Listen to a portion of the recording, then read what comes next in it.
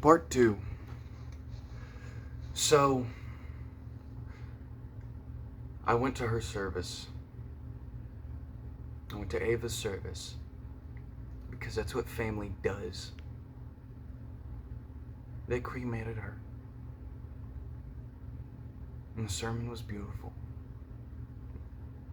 I saw pictures of her when she was a kid. My thing is that we talk about how we're a family, even after someone leaves.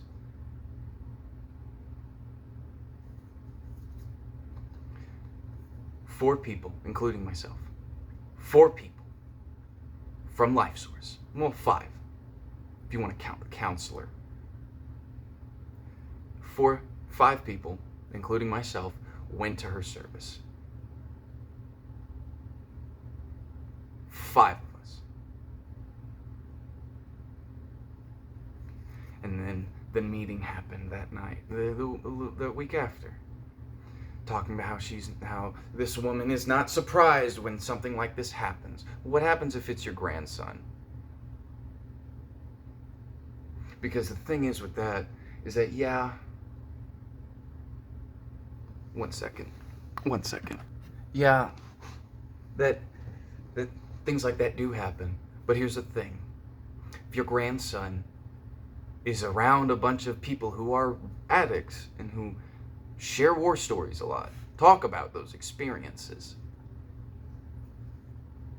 if that sort of wears off on him, say he goes to whatever, a private school. I've been to a private school. I know what goes on in private schools. Little preppy ass kids, excuse my language, little preppy kids go and, hey, you want to get high, man? I got this marijuana. Just one hit and you're set, bro. When they're lacing fentanyl into marijuana now.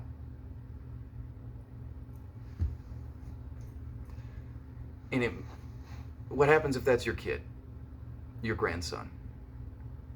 The one that you're practically raising to be, that might as well be your son. But let's not get into that. Because it's different when it's you. Right? It's different when it's you. It's different when it's your kid. I'm not saying that it has happened or will ever happen, but it could. It could happen. You can shield them all you want. I'm getting off topic. Anyways.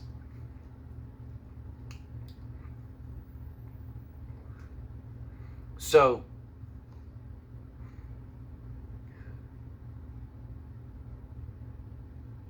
May rolls around.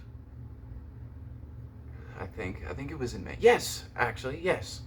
May 9th. Take an off day from work. The one off day I take from work. At my new job, mind you. Working with my mother at the said job. After one of the staff members continuously put her through a bunch of rigmarole bullcrap.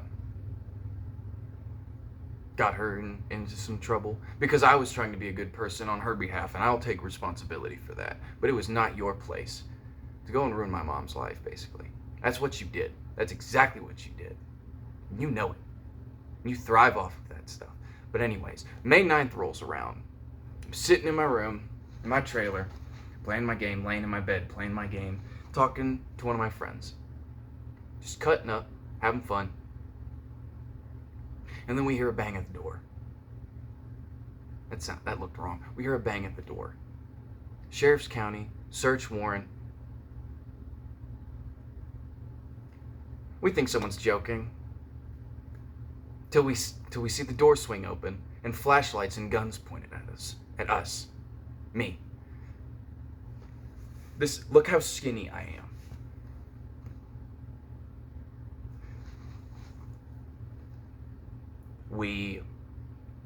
They tell us to leave our phones in there.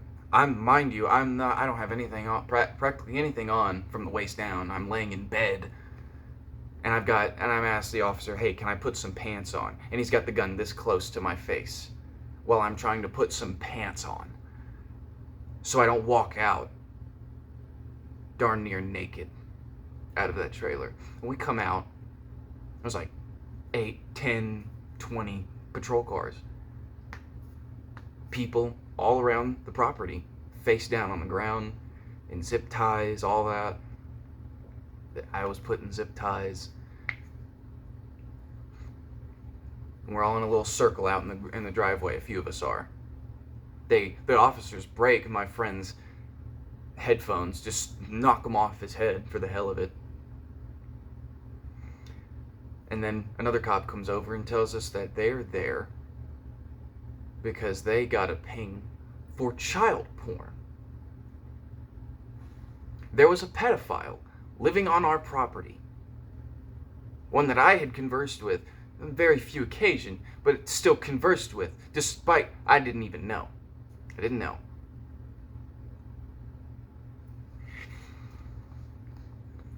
None of us did. No one. At all. But there we all are. Zip ties and handcuffs. And they're doing an active warrant for our phones. I've got nothing to hide. I give them my phone. Might see a few photos of me. But hey, no harm, no foul. But we had discussed it in our group as we were all huddled up. We said, no, there was a guy here who had got kicked out for child pornography. It wasn't him, but another guy, James Ball. Oh, no.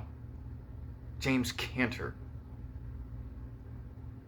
One of the two, I believe. Looks at me and he goes, wait, he did that? He got kicked out for that? I just bought a laptop from him. I mean, another dude look at him and go, well, you better go hand them that. You better go tell them that right now. And so he goes, talks to an officer, blase. And that same staff member that was saying all the effed up stuff about Ava Bachnia was standing over talking to the cops. Not in cuffs, because his son's a police officer. And everyone out there knows him. So, we're all sitting there, we go through our phones and everything. A few people there had active warrants in other counties. Granted, we took care of those, had them handled, had them come back. But James got arrested for 5 counts of child pornography. And rather than someone, James had promised a resident's nephew all of the video game stuff that he had in his camper that was behind my trailer, that was leaching off of our internet in that trailer. And so you're gonna let a 19-year-old, doesn't matter if he's seen a lot, doesn't matter, because that's still a teenager. His brain is still, I've been through enough crap to know, hey, some things you shouldn't let a person of a certain age see. You shouldn't. But he's going to let him go and look through there. And I just decided to say, oh, screw it. I'll do it with him. They aren't going to touch me. They aren't going to do nothing to me about it. I go in there. And I am disgusted. 5 years James lived on that property. 5 years. 5. Pushing 6. He lived there for 5 years. And in that camper, it was disgusting. Absolutely filthy. Couldn't even see the floor. And on top of that, he had numerous sex dolls. Numerous sex dolls in that camper. dressed in little girls' clothing that were about this tall, about the size of a child. Now, mind you, bit of context clues for the class. James would never come out of his camper. Hardly ever. Maybe to go to the store. That was it. But when the men's director's daughter, 2-year-old daughter, had a birthday, and all the kids from the women's house and kids that were sons of the men at the men's house, they came over for a birthday party, inflatables and all that, a little slip and slide. He came out and he mingled, hung out with the kids. So that should have been a clue there.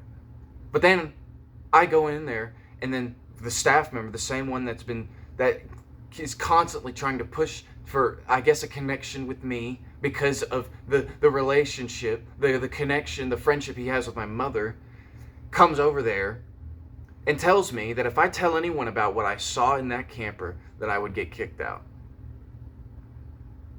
I'd get kicked out for that. Tell me how that makes sense. Because it doesn't. It really doesn't.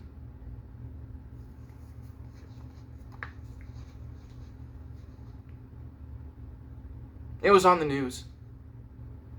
All over Facebook. Plastered. Pages. People reposting it. Commenting under it. Captioning it. He wore in his mugshot a shirt of the recovery center. That same shirt he got arrested in. And we had a rally that next 2 days after. Promoting LifeSource. About how great it is. But then we have that. We have a woman in charge of our program who's never even as much as put a cigarette in her mouth.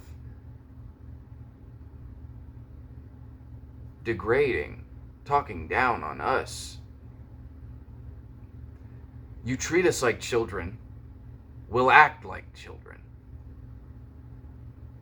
Treat us like adults, we'll act like adults. I stayed in my own lane because, again, I was only there for marijuana. I behave. Not to say that any of the people there don't. They're great people, loving people, amazing people that are in the program. Men's director, his wife, great people.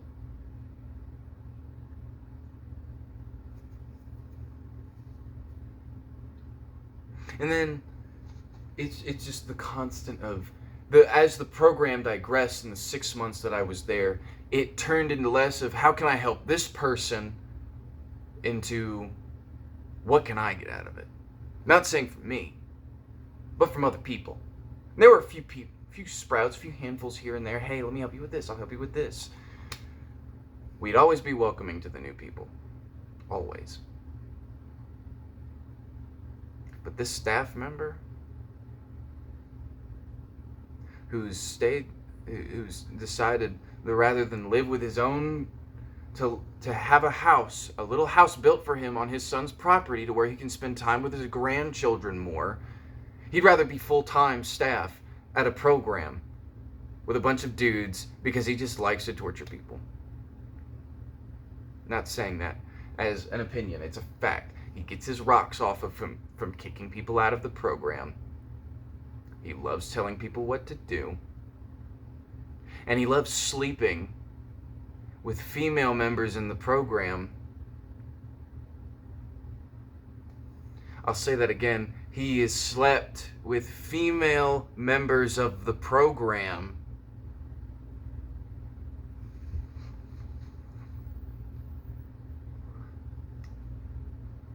Constantly talking to the females in a somewhat derogatory manner. I unfortunately had to work with him as well at the same restaurant. Great restaurant. I'm not going to say the name. It's a great restaurant.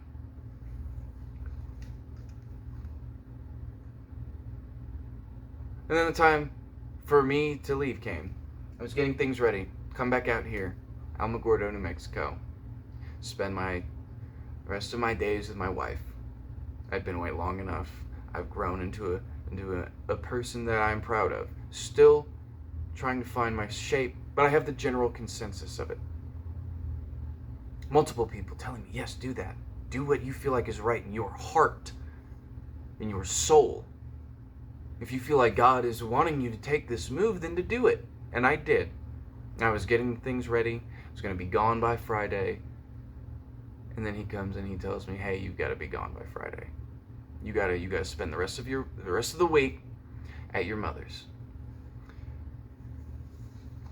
I have no respect for you. You know who you are. And if you want to talk to me about it, you know my number. You still have my number. You are more than gladly to talk to me about it. But to tell me to shut the fuck up after I told you that if I wanted your opinion about what happened to my face because of your domino effect of an action, to tell me to shut the fuck up? You have no right. And I hate you. I am of flesh, but I hate you. You are beneath me in every aspect. And you are a sorry excuse of a man. And I feel sorry for your grandchildren. Truly. And I hope one day that you find the common sense in here and the situational awareness of the person you've become. You've amounted to nothing in all reality. People don't like you. They put up with you because they don't have a choice, because some of them are furloughed and court mandated and EOS'd. They have to put up with you so they can be a free man or woman. And I'm ashamed of you. I hate you so much. It isn't even funny. I hate you